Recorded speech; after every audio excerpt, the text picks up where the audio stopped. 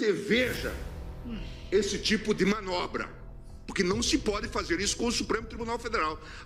Agora eu vou dar uma desperto, de preferência na turma com 3 ministros.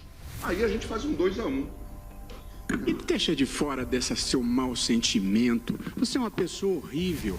Uma mistura do mal com atraso e pitadas de psicopatia. Isso não tem nada a ver com o que está sendo julgado. É um absurdo, Vossa Excelência, aqui fazer um comício cheio de ofensas, grosserias. Vossa Excelência não consegue articular um argumento, fica procurando. Já ofendeu a presidente, já ofendeu o ministro Fux, agora chegou a mim. A vida para Vossa Excelência é ofender as pessoas. Não tem nenhuma ideia. Não tem nenhuma ideia. Nenhuma. Só ofende as pessoas. Ofende as pessoas. Qual é a sua ideia? Qual é a sua proposta? Nenhuma. É bilis, ódio, mau sentimento, mal secreto. É uma coisa horrível. Vossa Excelência nos envergonha. Vossa Excelência é uma desonra para o tribunal. Uma desonra para todos nós. Um temperamento agressivo, grosseiro, rude. É péssimo isso. Vossa Excelência sozinho desmoraliza o tribunal. É muito ruim. Meus amigos, a casa pode ter começado a cair dentro do STF. E ninguém tá falando a verdade sobre isso. A saída antecipada de Luiz Roberto Barroso não foi apenas aposentadoria coisa nenhuma.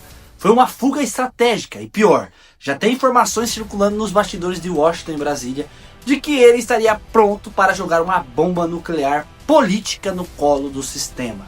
Sim, meus amigos, Barroso estaria negociando uma delação premiada internacional. E sabe quem seria o alvo principal das revelações? Nada mais nada menos que Xandão. O homem que muitos dizem comandar o bastidor mais sombrio da justiça brasileira. E aqui vai a verdade, que a velha mídia não tem coragem de dizer.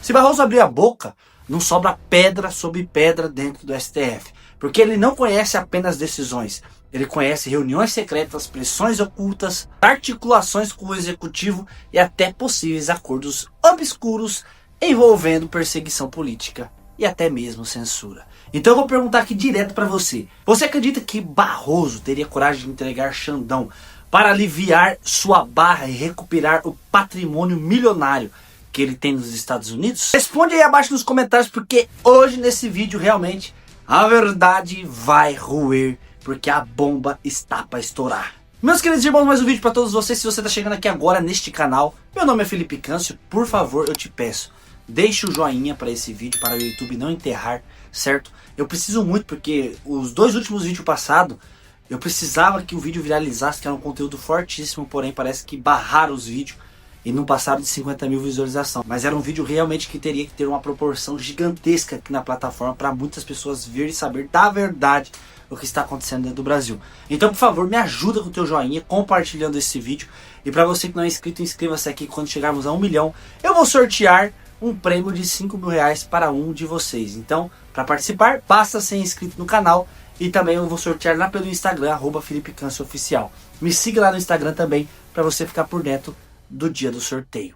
Gente, é muito importante a gente entender o cenário, porque nada disso está acontecendo por acaso. A decisão de Barroso de sair 8 anos antes do previsto não é normal, não é espontânea, e muito menos emocional, como muitos têm dito. Esse negócio de buscar felicidade, logo agora que a lei magnífica está caindo em cima dele e da família, será que é coincidência?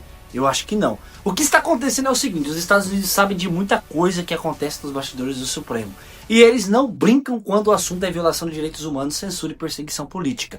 E foi exatamente isso que colocou o Xandão na mira internacional. Só que para subir no topo da cadeia de poder e derrubar qualquer estrutura corrupta, você precisa de alguém de dentro para falar, ou seja, um delator, um traidor estratégico. E quem seria melhor do que alguém que participou de tudo, que assinou junto, que defendeu a narrativa publicamente, mas agora está com o rabo preso e a família sendo punida lá fora? Barroso virou o elo fraco. E quando o elo fraco quebra, ele leva a corrente inteira para o chão. O ministro Luiz Roberto Barroso anunciou a aposentadoria antecipada dele do STF, um movimento que muita gente está ligando com a pressão da Lei Magnitsky. Mas o que está sendo discutido agora nos bastidores de Washington vai muito além da simples renúncia. A informação que circula é que, para reaver o visto dele e proteger o patrimônio dele, o Barroso estaria negociando um acordo de delação premiada com o Departamento de Justiça americano, e o alvo principal das informações dele seria o colega dele, Alexandre de Moraes. Bora direto ao que interessa, porque a gente precisa analisar com muito cuidado o que pode ser a jogada mais desesperada e, ao mesmo tempo, mais reveladora de toda essa crise. O ministro Luiz Roberto Barroso, presidente do Supremo, o homem que se via como o grande intelectual da corte, anunciou que está pendurando a toga 8 anos antes do previsto. A versão oficial, que ele mesmo tentou vender em um discurso emocionado, é a de que ele está buscando um novo ciclo na vida, um propósito, a felicidade, quase como um monge se preparando para um retiro espiritual. Mas quando a gente tira essa cortina de fumaça poética e olha para os fatos, a história que parece se desenhar é bem menos nobre. É uma história de medo, de autopreservação e, ao que tudo indica, de uma possível traição de proporções épicas. A aposentadoria do Barroso não parece ser uma escolha, mas sim uma fuga. Uma tentativa de escapar de uma tempestade que ele mesmo ajudou a criar e que agora ameaça afogar ele e a família dele. O nome dessa tempestade, a gente sabe, é Lei Magnitsky. A gente precisa lembrar que a vida do ministro Barroso, até pouco tempo atrás, era praticamente uma ponte aérea entre Brasília e os Estados Unidos. Ele era professor convidado em Harvard, palestrante em fóruns globais, tinha um apartamento milionário em Miami. A vida dele, o prestígio dele, a vaidade dele, tudo isso era alimentado por essa conexão com o chamado Primeiro Mundo. E o que as sanções americanas fizeram? Elas cortaram essa conexão. Elas quebraram o brinquedo preferido do ministro. O visto dele foi cancelado, mas o golpe mais duro, o que realmente parece ter acionado o pânico, foi a extensão dessas sanções para a família dele. A gente soube que o filho dele, que tinha um bom emprego no mercado financeiro e morava em Miami, foi forçado a voltar para o Brasil. Ele teve que abandonar a vida que construiu lá por causa das atitudes do pai aqui. Agora, se coloque no lugar dele. Para um homem que preza tanto pelo status, pela imagem de jurista global, ver a sua família pagando pato, vendo o seu próprio filho sendo prejudicado, é algo que muda completamente a percepção do jogo. A brincadeira deixou de ser uma abstração política e se tornou um drama pessoal e familiar. É nesse contexto que a gente precisa analisar a súbita necessidade de encontrar a felicidade. O que ele parece estar fazendo não é buscando a iluminação, mas sim uma saída de emergência. A aposentadoria antecipada, nesse cenário, se torna a jogada mais lógica para quem quer tentar salvar o que ainda resta. Ele pode ter pensado, se eu não sou mais ministro, se eu não sou mais uma figura pública de poder, talvez a pressão diminua. Talvez os americanos me esqueçam e devolvam o visto da minha família. Talvez eu possa voltar a ter a minha vida de volta. Mas o que está sendo discutido agora nos bastidores de Washington vai muito além da simples renúncia, e é aqui que a história fica realmente interessante. A informação que circula e que faz todo o sentido é que a aposentadoria não é o fim do plano. É apenas o começo. Seria o primeiro passo de uma negociação muito maior, uma negociação de delação premiada com o Departamento de Justiça americano. Pense comigo na lógica da situação. É a mesma lógica do personagem do Leonardo DiCaprio no filme Lobo de Wall Street. Quando o Jordan Belfort foi pego pelo FBI e viu que a casa tinha caído, o que ele fez? Ele entregou todo mundo, entregou os sócios, os amigos, os cúmplices, um por um, em troca de uma pena menor, em troca de salvar a própria pele. E o que o Barroso estaria fazendo agora, segundo essa hipótese, é exatamente a mesma coisa. Ele teria percebido que o castelo de cartas do STF está desmoronando, que a pressão internacional é insustentável e que a única forma de ele se salvar, de ter a vida boa de volta, é colaborando, é se tornando o delator de toga. E o que ele teria para oferecer de tão valioso para os americanos? Ele tem o produto mais cobiçado de todos, a mercadoria que pode mudar o rumo da história, as informações sobre os bastidores do Supremo Tribunal Federal. E, principalmente, sobre o seu colega, o ministro Alexandre de Moraes. A gente sabe que o Moraes é o alvo principal dos americanos. É ele quem está no centro de todas as acusações de violação de direitos humanos, de censura, de perseguição. E o Barroso, como presidente da corte, como um dos arquitetos de todo esse processo, sabe de tudo. Ele sabe das pressões, das reuniões secretas, das decisões que foram tomadas por motivos políticos e não jurídicos. Ele tem a chave do cofre. E o que ele estaria negociando, segundo essa tese, é a troca dessa chave pelo seu passaporte de volta, pela liberação do seu patrimônio. É uma jogada de uma frieza impressionante. É o homem que, por anos, deu sustentação e legitimidade aos atos do colega, agora se preparando para entregar a cabeça dele em uma bandeja para salvar a si mesmo. É a prova final de que, no topo do poder, Não existe lealdade, não existem amigos. Existe apenas o instinto de sobrevivência. Essa hipótese da delação explicaria muita coisa. Explicaria o timing da aposentadoria, logo depois da conversa entre Lula e Trump, que pode ter sido o momento em que as cartas foram colocadas na mesa. Explicaria o discurso emocionado, a tentativa de se pintar como uma vítima, como um homem que está se sacrificando pela família. É a construção da narrativa do delator, do arrependido,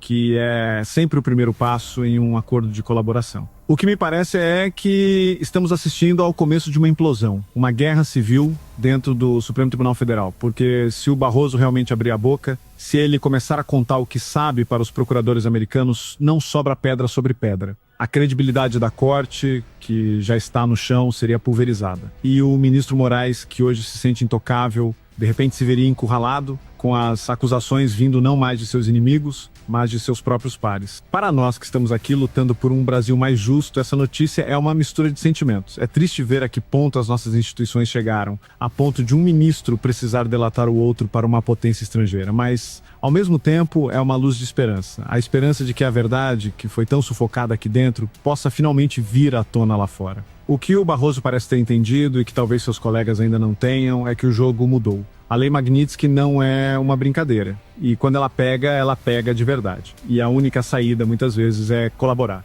O poodle de Brasília, como alguns estão chamando de forma irônica, pode estar prestes a se transformar no lobo que vai devorar os seus próprios companheiros de matilha. A gente fica aqui de camarote assistindo a essa cena, porque a justiça às vezes encontra os caminhos mais tortuosos e mais irônicos para acontecer. Essa história toda é um verdadeiro roteiro de filme e mostra que a crise em Brasília está longe de acabar. Eu acho que assim, o Barroso, meu irmão, ele existe sim a possibilidade dele arregar, dele chorar, como ele já tá chorando ontem. A gente não mostrou o Barroso Mendigo? Bombou, o Mendigo tá? do visto. Ah, é? Visto. Bombou. Você botou na timeline também, não? Não, Eu compartilhei. Eu nem vi. Então, o Barroso Mendigo, ele vai fazer de tudo. Ele tá desesperado. E aqui nós fizemos tudo como tinha que ser feito dentro da Constituição e das leis. E a mim, pessoalmente, eu tenho ligações acadêmicas com os Estados Unidos de longa data. Estudei lá, fiz meu mestrado lá, fiz meu pós-doutorado lá. Tenho uma ligação com a Escola de Governo de Harvard. Não me é indiferente. Mas eu vivo a vida como ela vem também. Se consertar isso, eu vou ficar muito feliz. E se não consertar, a vida segue. Olha lá, olha ele. Meu irmão, é roteiro isso aí, cara. Caraca, meu irmão, que é isso? Roteiro. Pô, tem que botar isso nas redes sociais, cara. Eu não consegui escutar a primeira Quem parte, é o porque eu só tava olhando pra cara dele. Quem é o roteirista? Caraca, mano. Oscar pro roteirista. Como é que faz pra Também ter não tem como, não. Como é que faz pra ter Você- um print disso? Não tem como você ser tão miserável e não pagar um pouquinho, não. Vai chorar na cama quente. Meus amigos, depois de tudo isso que você viu aqui hoje, fica impossível acreditar na versão de contos de fada que Barroso tentou empurrar pro Brasil. Ninguém abandona o topo do poder por felicidade. Ninguém larga 41 mil reais mensal, vitalício e influência sobre a República porque quer paz. Isso não existe. Ou ele foi pressionado, ou ele está fugindo. E agora com esses novos indícios, com essas movimentações discretas entre Washington e Brasília, e com a situação cada vez mais insustentável dentro do STF, fica claro que tem traição no ar. Tem gente pulando do barco antes do naufrágio, tem gente se vendendo para sobreviver, e o que está por vir pode ser a maior implosão institucional da história do Brasil. Se Barroso realmente fizer um acordo de delação premiada e se realmente entregar as entranhas do Supremo, não vai sobrar touga que aguente, porque ele sabe demais, ele viu demais e ele participou de tudo. Quando o primeiro abre a boca, o resto desmorona. E sabe quem vai começar a tremer? Aquele que hoje se acha intocável, aquele que acha que manda mais que a Constituição. Xandão, o rei do medo, o censor mor do Brasil. Mas no fim das contas, a verdade é simples, Barroso não saiu.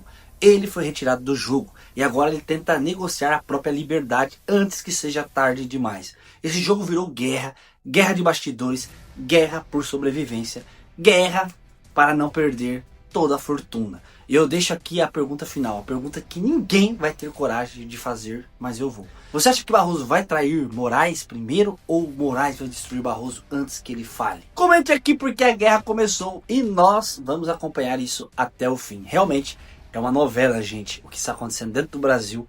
todas essas reviravoltas, mas a verdade é só uma. A verdade prevalece e não existe nada que esteja encoberto que não venha a ser revelado. Deus abençoe você que assistiu esse vídeo comigo, inscreva-se no canal, compartilhe muito, taca o like para esse vídeo porque precisa ser compartilhado. Fique com Deus e até o próximo vídeo se Deus quiser. Fui!